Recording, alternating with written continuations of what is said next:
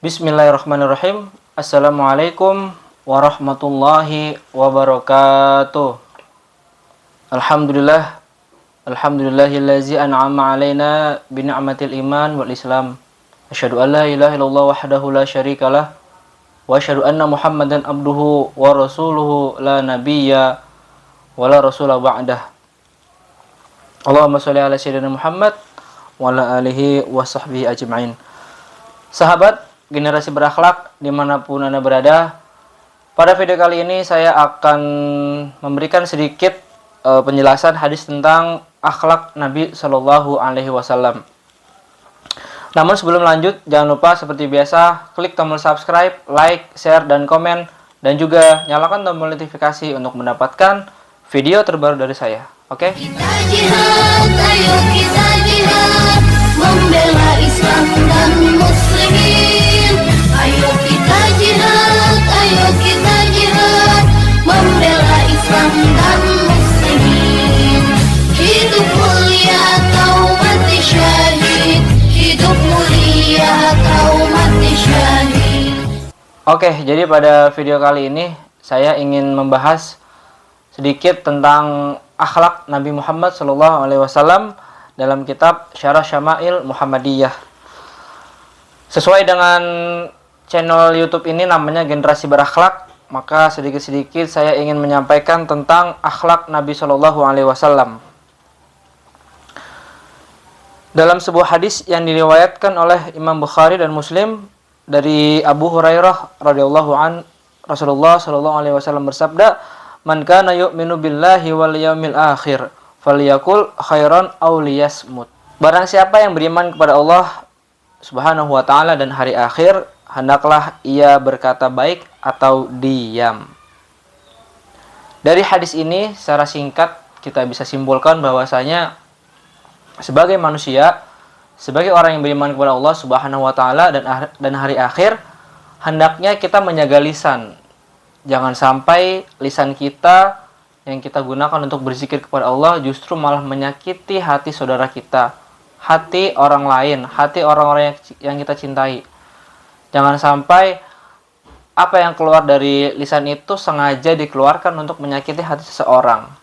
Ya, terkadang ketika seseorang bercanda, ketika seseorang sedang bergurau dengan temannya, itu kadang suka kelewat batas, suka mungkin berkata-kata yang tidak baik sampai menyakiti hatinya. Itu sangat dilarang oleh Nabi Muhammad SAW. Apalagi kalau kita punya saudara, punya keluarga yang memang mempunyai kekurangan, apakah dari segi harta, dari segi jabatan, dan lain sebagainya, itu jangan sampai kita cela, kita hina. Justru kita bantu, kita tolong mereka. Itu hadis yang pertama. Lalu pada hadis yang kedua diriwayatkan oleh Imam Tirmizi dari Ali bin Husain, Rasulullah SAW bersabda, "Inna min husni islamil mar'i tarkahu ma la ya'nih." Sebaik-baik keislaman seseorang adalah meninggalkan hal-hal yang tidak bermanfaat.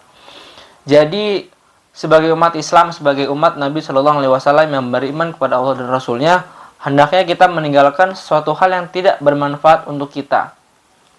Contoh, seperti banyaknya tidur dalam satu hari. Ya, jadi seharian tuh kerjanya hanya tidur aja. Nah, itu hal-hal yang tidak bermanfaat untuk kita. Kebanyakan tidur juga kurang baik dari segi kesehatan. Terus juga hal-hal yang kurang bermanfaat apalagi, yaitu banyaknya bergadang. Ya, bergadang sampai pagi, kadang membicarakan suatu hal yang tidak baik, ya ghibah, lalu bermain judi, lalu melakukan hal-hal yang dilanggar atau dilarang oleh syariat, itu sangat dilarang oleh Nabi SAW karena tidak ada manfaatnya gitu. Kebanyakan bermain, kebanyakan kita melakukan kegiatan-kegiatan yang tidak bermanfaat untuk orang lain, apalagi untuk kita sendiri gitu. Itu harus dihindarkan. Dari hadis yang kedua yang tadi saya bacakan. Lalu yang ketiga dari hadis yang diriwayatkan oleh Imam Bukhari dari Abu Hurairah radhiyallahu an, anna rajulan qala lin Nabi sallallahu alaihi wasallam, "Ausini." Qala la taghdab. Faraddada miraran. Qala la taghdab. Suatu ketika ada seorang laki-laki datang menemui Rasulullah SAW dan berkata, "Wahai Rasulullah, nasihatilah aku." Beliau Shallallahu alaihi wasallam menjawab, "Jangan marah." Kemudian laki-laki itu terus mengulangi ucapannya, namun beliau Nabi Shallallahu alaihi wasallam tetap menjawab, "Jangan marah." Nah, jadi hadis ketiga ini Nabi Shallallahu alaihi wasallam berpesan kepada kita selaku umatnya, selaku hamba Allah yang senantiasa cinta kepada syariat Islam.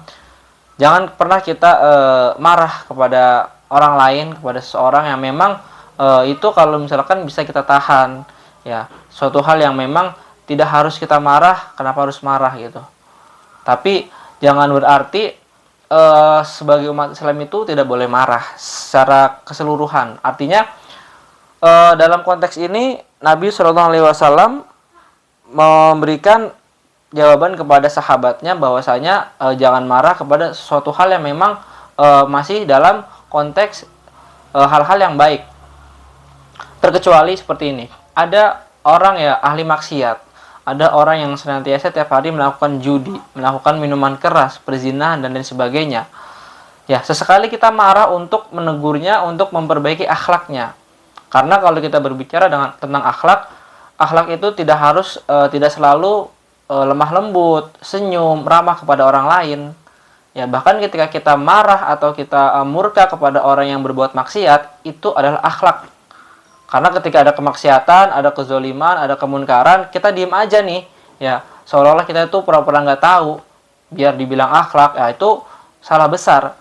Ya, bahkan dalam kitab Tajul Arus Al-Hawi li Tahzibin Nufus karangan daripada Imam Ibni Athaillah As-Sakandari, jika di dalam suatu kampung ada orang yang bermaksiat, ahli maksiat, ya, suka minum minuman keras, suka berjudi, suka berzina, suka mencuri dan lain sebagainya, hal-hal yang buruk. Jika satu kampung itu nyuekin dia, diemin dia, nggak negor dia, itu sudah termasuk akhlak. Karena apa? Ketika satu kampung itu nyuekin orang yang ahli maksiat, diemin orang yang ahli maksiat, nggak negor, nggak nyapa, nanti orang yang ahli maksiat itu dia akan berpikir, kok saya didiemin, kok saya dicuekin satu kampung, emang salah saya apa? Oh ya, ternyata saya adalah orang ahli maksiat, ya, suka minuman keras, suka berjudi, suka berzina dan lain sebagainya. Jadi itu adalah salah satu akhlak. Jadi kalau kita berbicara akhlak itu sangat luas, ya, tidak hanya ramah, tidak hanya lemah lembut, senyum dan lain sebagainya. Tapi ingat, ketika ada kezaliman, kemaksiatan, kita jangan diam, ya. Tunjukkan ketegasan kita bahwasanya kita ingin menolong dia dari kemaksiatan yang dilakukan agar senantiasa terhindar dari jurang api neraka. Lalu hadis yang terakhir, hadis yang keempat dalam video ini diriwayatkan oleh Imam Bukhari dan Muslim dari hadis Anas bin Malik radhiyallahu an. Rasulullah sallallahu alaihi wasallam bersabda, "Qala haddatsana la yu'minu ahadukum hatta yuhibbu li akhihi ma yuhibbu li nafsihi." Tidaklah beriman salah seorang di antara kalian sampai kalian mencintai saudaranya sendiri sebagaimana kalian mencintai diri sendiri. Jadi dalam hadis ini, kalau kita jabarkan menurut pemikiran saya seperti ini, bahwasanya kalau kita mencintai seseorang, kalau kita menyayangi seseorang, maka cintailah sebagaimana mencintai diri kita sendiri. Ketika ada teman kita, saudara kita, keluarga kita yang memang mereka masih jauh dari Allah Subhanahu wa taala, kalau kita memang cinta, benar-benar cinta kepada mereka, ajaklah mereka ke jalan Allah Subhanahu wa taala. Jangan sampai kita punya keluarga, saudara, tetangga, teman dan orang-orang yang kita cintai, mereka tidak sholat, mereka tidak berpuasa, mereka tidak membayar zakat, mereka tidak melakukan hal-hal kebaikan. Kita ingatkan, ya, kita ajak mereka untuk senantiasa mengenal Allah Subhanahu wa taala.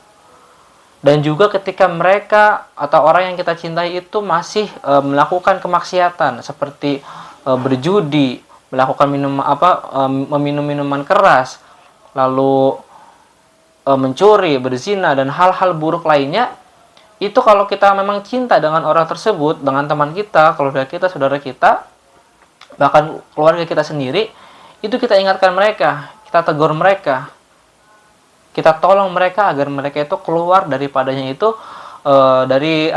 keluar dari kezolimannya, keluar dari kemaksiatannya. keluar dari hal-hal yang sangat merugikan dia, tidak hanya di dunia tapi di akhirat. Nauzubillah summa nauzubillah. Semoga kita senantiasa diberikan perlindungan dan keselamatan dan dijauhkan dari kemaksiatan. Jadi hadis ketiga dan hadis kedua dan hadis keempat ini sangat berkaitan.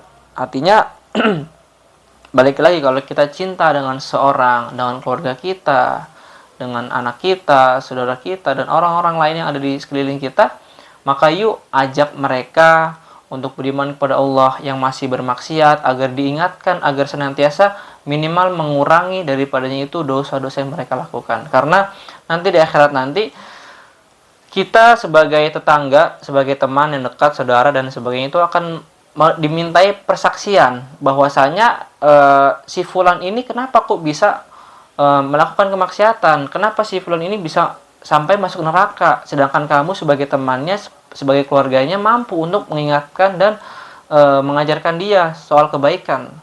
Maka dari itu, yuk sama-sama kita ajak keluarga kita, saudara kita, tetangga kita agar senantiasa ingat kepada Allah, menjauhi segala bentuk kemaksiatan.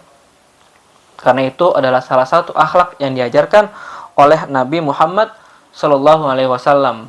Jadi jangan sampai kita selaku umat Islam, selaku umat yang senantiasa mengikuti ajaran Nabi Muhammad Shallallahu Alaihi Wasallam, kita egois ya. Kita sholat ibadah sendiri, kita ngaji sendiri, kita melakukan kebaikan sendiri hanya untuk diri kita. Sedangkan kita punya keluarga, punya saudara, punya orang-orang yang kita cintai, kita tidak ingatkan dia, kita tidak ajak dia. Ya bagaimana orang itu mau berubah, bagaimana orang itu mau meninggalkan kemaksiatannya, sedangkan kita sendiri sebagai orang yang terdekat itu tidak mau mengajaknya.